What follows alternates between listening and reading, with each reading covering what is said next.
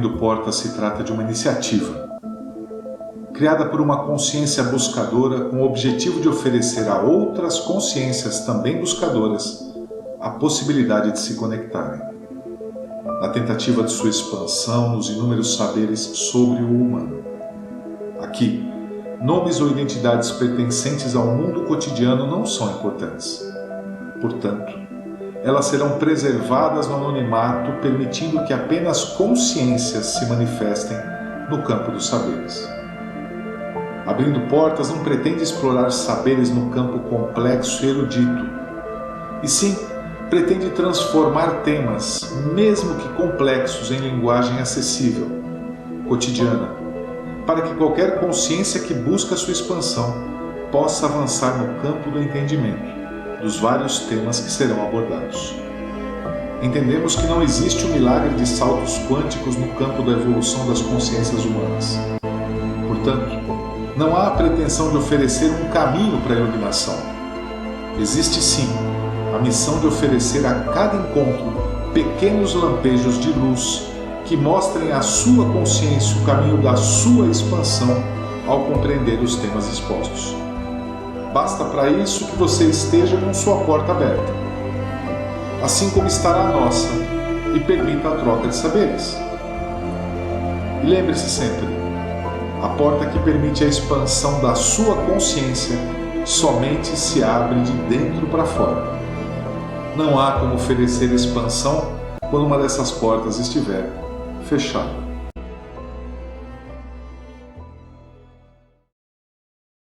Sobre a vida significativa,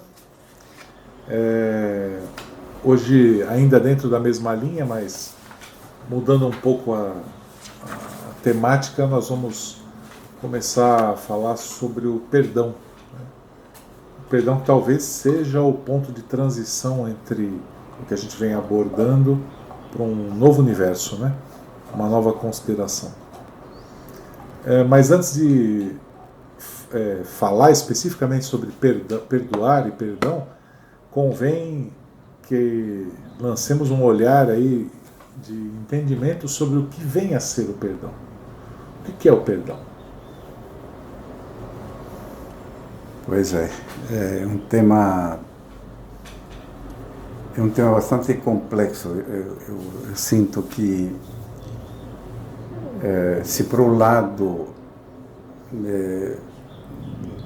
o perdão cai assim numa linguagem muito corriqueira, né, de que tem que perdoar, né, é necessário perdoar, mas a gente sabe muito pouco sobre isso, né? Então, a gente mais ou menos intui o que é o perdão, mas por que perdoar? Para mim, a grande pergunta é por que tem que perdoar, quando muitas vezes assim, eu estou magoado com uma situação, com uma pessoa, né? E sinto a raiva, enfim, quero que essa pessoa sofra, ou que seja castigada pelo que fez, né? E a pergunta é por que tenho que perdoar, se o cara fez isso que fez, né? Então, para mim, entender o que é o perdão. Segundo, por que tenho que perdoar? E terceiro, como que eu vou perdoar? Né? São 3 níveis bem diferentes, né? Então, começando, o que é o perdão, né? E eu me arremetendo a uma situação de raiva, de ódio, de frustração, de mágoa que eu tenho com alguma pessoa ou com uma situação, né? Eu visualizo isso dentro da minha memória como um núcleo, né? Um núcleo que está ali latente, né? E eu preciso diluí-lo. Então, o perdão é eu diluir essa energia, mas diluí-la através da minha humildade e não da minha egoidade, porque eu não vou conseguir através da minha egoidade, porque no fundo quem está ferido é o meu ego. Perfeito. Então, para eu poder entrar, para entender profundamente, né, e diluir essa energia, eu preciso fazer um apelo muito grande à minha alma, à minha humildade espiritual, para poder entender o que levou essa pessoa, o que me levou, o que está ferido em mim. Caso contrário, não vou conseguir diluir, né? Diluir essa energia significa entrar num profundo entendimento daquela situação, ao ponto, né, de eu poder olhar novamente para esse ser que fez aquilo, ou aquela situação que foi provocada, né, e de novo poder olhar com olhos de compaixão como um ser humano, né, ou como algo que realmente aconteceu, mas que não tem importância nenhuma, né? E isso se dilui e eu posso ir adiante na minha vida sem essa marca dentro da minha memória, né? Esse é um primeiro nível, né? De o que seria perdoar, diluir profundamente esse sentimento, que esse sentimento é uma energia que está lá. E isso me leva a um segundo nível de dizer assim: por que é importante perdoar, né? E olha, isso me veio muito forte, essa intuição de fazer uma viagem dentro da minha fisiologia para poder entender por que é importante. Isso me arremeteu, e ouvindo uma palestra do Dr. Bruce Lipton, né? Eu vou tentar reproduzir um pouco o que ele colocava, né? E depois vou continuar com o resto da análise que eu fiz. Ele iniciou falando o seguinte: até 1925, a ciência acreditava fortemente que o átomo era um núcleo compacto, era algo denso, e isso explicava tudo que era matéria, né? E tudo estava, éramos felizes com essa definição, porque havia algo muito concreto: matéria é matéria, algo denso. O átomo é um núcleo denso. Mas após 1925, com a teoria da relatividade e os primórdios da física quântica, né, começou a se descobrir que o átomo não era algo denso. Havia muito espaço lá dentro, né? O átomo era formado por um núcleo que se pensava que era denso, e com os elétrons, que são cargas elétricas, ao redor desse núcleo, né? E se achava que, bom, então o átomo não é aquela bola densa, mas tem um núcleo denso, né? Mas a física quântica continuou avançando e verificou-se de que esse núcleo feito de prótons e nêutrons também não era denso, né? Que esses prótons e nêutrons eram formados por partículas menores, chamadas quarks, e que existem 6 tipos de quarks diferentes, né? Rapaz, então, aonde que está a densidade? A matéria está, aonde que está a matéria? Porque não há densidade, há energia, né? Os quarks são formados por filamentos de luz, que são as cordas. Uhum. E daí então, veja, olhando para a nossa formação, para a nossa fisiologia, eu vou me atrever a fazer uma imersão através do meu organismo, né? Meu organismo físico, ele chamado físico, né, está formado por sistemas, né? O sistema nervoso, o sistema circulatório, enfim. Cada sistema que compõe meu organismo está formado por órgãos, né? Os órgãos estão formados por tecidos. Os tecidos por células. As células por moléculas. As moléculas por átomos. Os átomos por elétrons e o núcleo, que são o quê?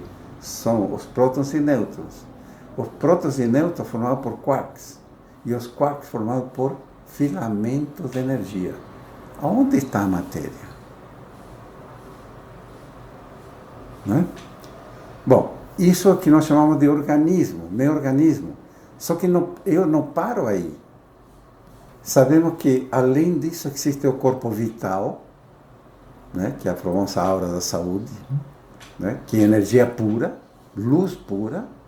Depois disso temos o corpo emocional, o corpo mental e a tríade superior, que chega na faísca divina. O que é a faísca divina? Se não amor incondicional, luz pura, energia pura. Então veja, eu sou formado desde uma frequência de amor incondicional a um organismo que eu vejo como algo denso apenas pelo reflexo da luz, mas eu sou energia pura. E aí que vem, dentro desta difração energética tão complexa e maravilhosa, onde estão minhas memórias? Onde foram colocadas, onde eu coloco, armazeno aquilo que eu entendo como memórias? Naquilo que algumas filosofias colocam como alma, que seria o corpo vital, o corpo emocional e o corpo mental. As memórias dentro desta ordenação energética são núcleos de energia que eu armazenei dentro deste espectro. Muito bem. Imagine você agora uma memória de raiva, onde um colega de trabalho aprontou comigo e eu tenho ódio dessa pessoa, quero que ela sofra. Este núcleo que está armazenado neste complexo conjunto de energias, né, ele está lá. Mas não está lá simplesmente armazenado, ele está vibrando.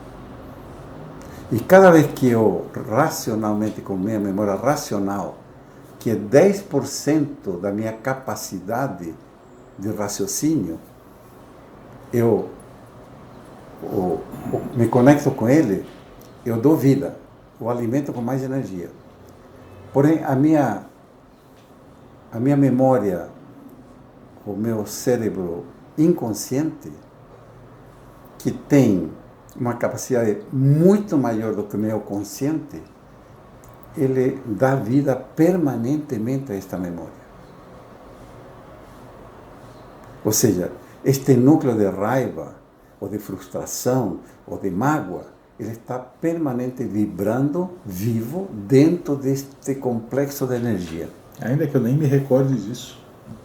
Exatamente. Né? Eu estou preocupado com a conta que tenho que pagar, mas ele está vibrando. Muito bem. Eu então começo a olhar para este único núcleo, mas não existe somente ele.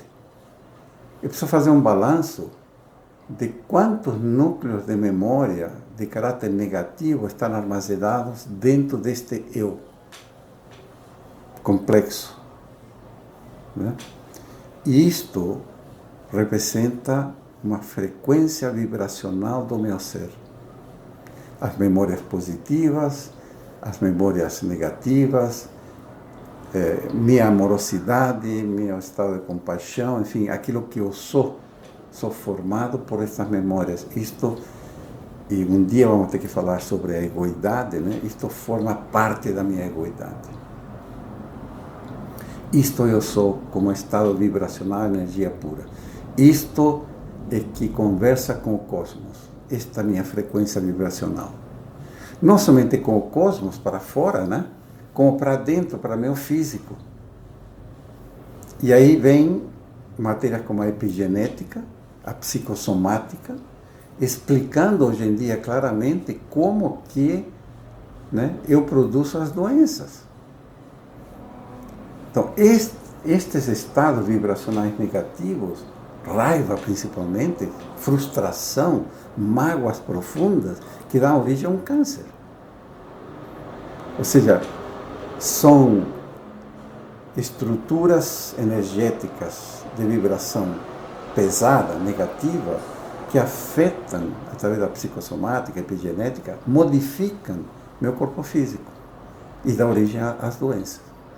Por que perdoar?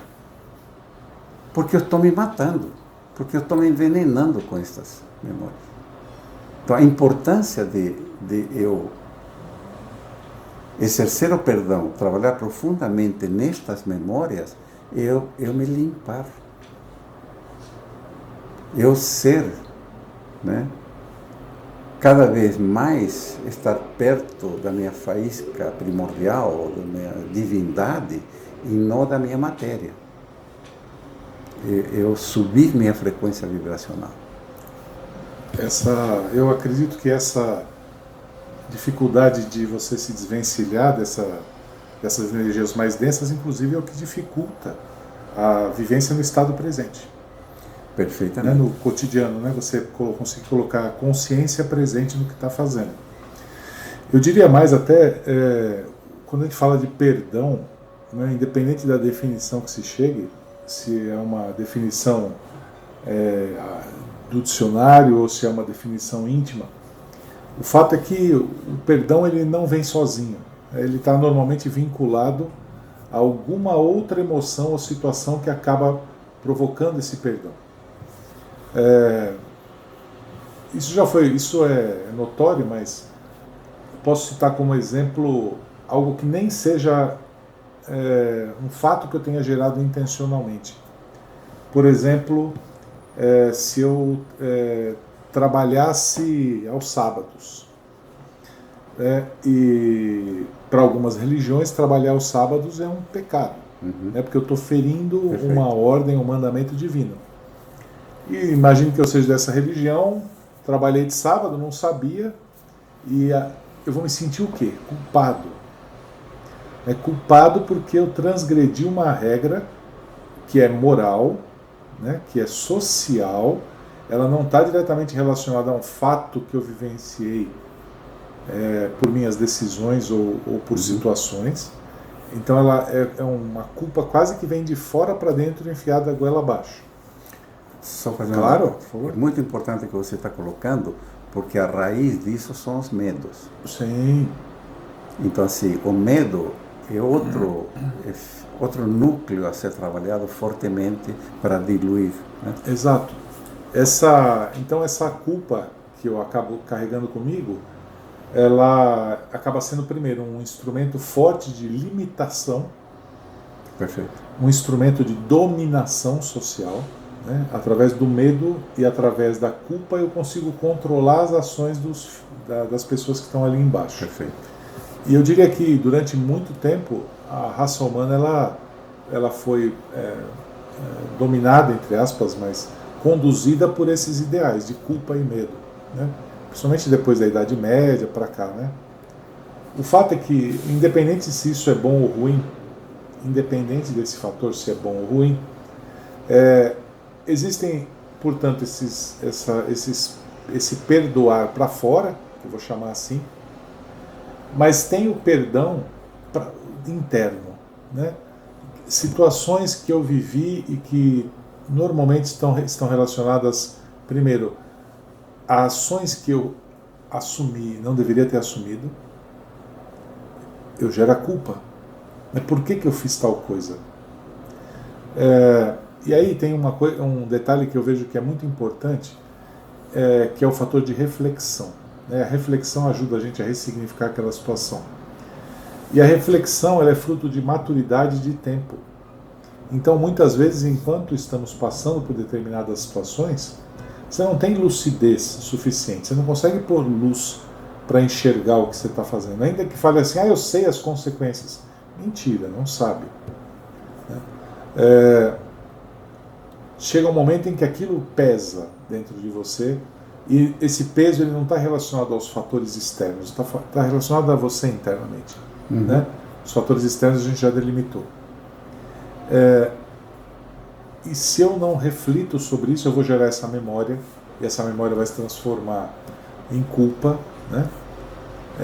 Muitas vezes essa culpa se transforma ou é alicerçada no medo, mas o fato é que esse tipo de situação acaba influenciando quem eu sou hoje. Perfeito, exatamente. Então, é importante para você entrar num processo de perdoar, primeiro, porque não é fácil absolutamente você lembrar de todas essas situações. Não, claro. Né? Mas pegar uma folha de papel e começar a listar, né? Nem que seja uma, duas, porque com o tempo vão aparecer mais. À medida que vou limpando, vai ir aparecendo mais, né? Mas assim, quantas situações externas que eu carrego com raiva, com frustrações, ou com essa ansiedade de querer que a pessoa pague, né? Etc. Quantos medos eu tenho? Quantas culpas eu carrego internamente, por exemplo? Quantos erros cometi eu como pai ou como mãe, com meus filhos, na educação dos meus filhos, que hoje eu olho para trás e falo, puxa vida, eu fiz assim, estava errado, eu deveria ter feito diferente. E isso gera essa culpa que você colocou, né? Então, ir anotando para um primeiro balanço. Então, uma primeira varredura para localizar esses núcleos, né, que nós carregamos conosco. Se você conseguir apontar 4, 5, ótimo, né, porque já é o puxar o fio da novela, né, porque cada vez, provavelmente, a gente vai se lembrar daquelas mais densas primeiro. Mas à medida que a gente vai trabalhando uma a uma, né, depois vai conseguindo acessar outras mais leves, né? Quantas pessoas foram abusadas ou molestadas quando crianças e que geram culpa e que geram frustração e que geram traumas que estão ali localizados, né?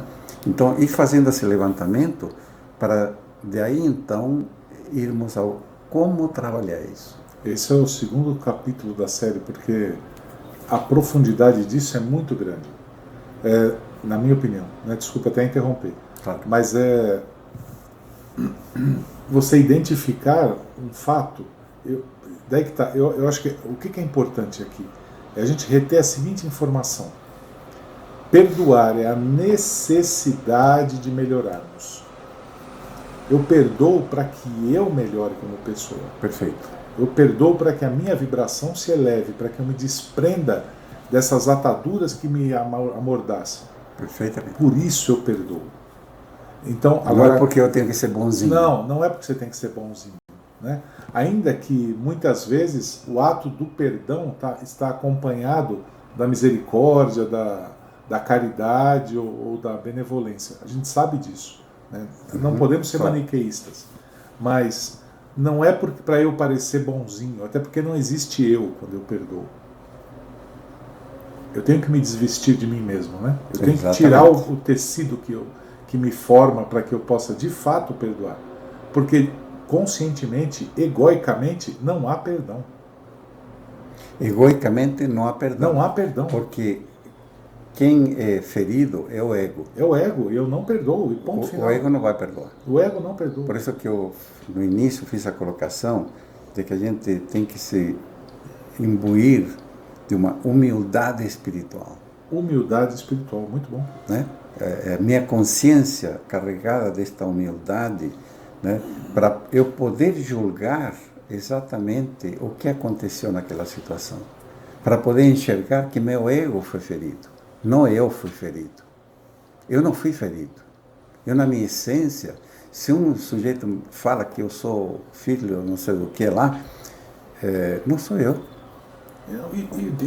Eu sei que eu não sou. Exato, e tem uma coisa que para mim é importante. Eu estava lendo sobre isso agora há pouco, inclusive. Quando você vivencia algo, a sua percepção de fato do que está acontecendo é muito pequena. Estão ocorrendo outras situações ao redor e outras coisas estão se desenhando que você sequer tem conhecimento que elas existam. Claro. A gente não tem essa capacidade de compreensão. Então o perdão ele é necessário, até por nossa ignorância. Até para você diluir um sentimento de culpa, né, de um erro que eu fiz, né, para você poder entender profundamente, né, que aquilo que você fez naquela época não foi de propósito. Então, né? Claro. Para você chegar profundamente ao entendimento que o teu estágio evolutivo, né, não permitia outra solução. Você precisa estar num estado de humildade, de entender como que é o caminho evolutivo. E ainda que você ache que foi de propósito, a sua inconsciência faz acreditar Claro. nisso. Né? Pois é. Você sabe, isso que você está falando é importante. O Jânio Quadros, né, famoso político, né, brasileiro, uma vez ele foi perguntado se determinada ação que ele ia tomar no governo era impossível. Ele falou, é impossível isso que o senhor vai fazer? E ele disse assim para o repórter, ele chamou o repórter e falou assim, impossível, só existe uma coisa, que é Deus pecar. Pensando nisso que ele falou, se é impossível a Deus pecar, significa que o pecado ou a culpa, ela é fruto exatamente de você não ter uma lucidez divina. À medida que eu vou evoluindo espiritualmente, a minha lucidez vai crescendo, o pecado naturalmente, né? A culpa naturalmente ela vai diminuindo, e com a culpa diminuindo a necessidade de eu perdoar. Então, essas mazelas que nós sofremos, e até a necessidade que eu tenho de tentar entender a minha vida e lançar um olhar de perdão sobre ela, é porque eu não tenho ainda consciência nem mesmo de quem eu sou. Sou vítima da minha ignorância. Eu sou vítima da minha ignorância. Eu sou um analfabeto espiritual.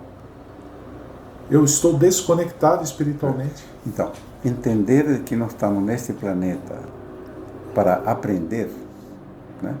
Eu estou aqui numa escola e que eu vou ser colocado à prova o tempo todo e que eu vou errar e algumas vezes eu vou acertar. Sim. Mas vou errar. Agora, o importante é aprender com o erro, evoluir com o erro.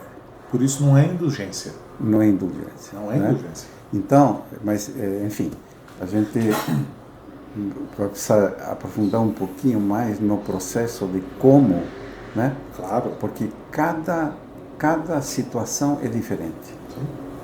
Veja que cada núcleo destes que a gente está identificando como um núcleo nefasto, né, a nosso ser, tem toda uma situação e que precisamos mergulhar profundamente em cada uma delas com esta humildade de entendimento, né, de olhar o cosmos, não olhar apenas, né, o lado egoico, mas olhar todo um lado complexo do meu trajeto evolutivo, para poder entender e poder dizer, puxa vida, o cara que errou lá atrás não é o cara que está hoje. Se hoje estou tendo o discernimento de poder analisar aquilo, não sou mais aquilo. Portanto, esse ser já foi, era outra época, era outro ser. Hoje eu estou conseguindo entender de que foi feito o melhor possível naquelas condições. Enfim, este entendimento profundo, com humildade, é que vai levar à dissolução deste núcleo, ok? Mas isso não é simples e não é instantâneo. Pode levar um tempo, né? Um tempo de debruçar em cima de cada núcleo. Por isso que é importante não pegar 5 ou 6 núcleos para analisar simultaneamente. É um por vez. É olhar para dentro e mergulhar com humildade dentro desta situação para poder olhar exatamente. E haverá alguns muito simples, que a gente olha e fala, nossa, mas a minha reação de ira não se justificava. Sabe? É algo tão simples, não tem importância nenhuma. Se eu olho com os olhos da humildade espiritual. Não tem importância nenhuma, isso não serve para nada. Essa ira foi estúpida, não faz sentido. Olha, provocou um monte de dor para todo mundo, sem sentido, nada foi resolvido, nada foi criado com isso, apenas dor. Né? E puf, e desaparece. Tem outros que são mais complexos, né? Mas o caminho é este. Então, o porquê é aquilo que você falou. É absolutamente necessário para a nossa evolução, para a nossa saúde espiritual e nossa saúde física. É para nós. Emocional. Agora veja, existem situações um pouco mais complexas. Por exemplo, quando eu tenho uma situação com outro ser. Automaticamente, esse conflito gerado, que está nele e está em mim, né, na física quântica, se fala assim, há uma correlação quântica. Isso ficou conectado. Até o dia de um dos dois diluir isso. E se eu não diluo, eu vou arrastar isso para a vida seguinte. Né? Veja a complexidade, além de estar gerando um mal físico para mim, de doenças e tal, quanto mais raiva, pior, né? Eu vou perpetuar isso. Né? Vou gerar isso como um karma, vou deixar para... E até brincamos com isso, né? A gente fala, essa vida não vou resolver isso, deixa para a seguinte. Né? A gente brinca, mas é muito sério, porque a impressão da frequência vibracional eu estou levando na minha mônada, na minha essência, para outra vida. Então é uma âncora evolutiva que me impede de evoluir. Né? Então é por aí. É isso aí. Perfeito, continuamos com o tema de como dissolver esse núcleo na próxima? Sim, claro. Okay. Vamos continuar falando do perdão, porque isso ainda vai dar um pano para manga. Ok. Beleza.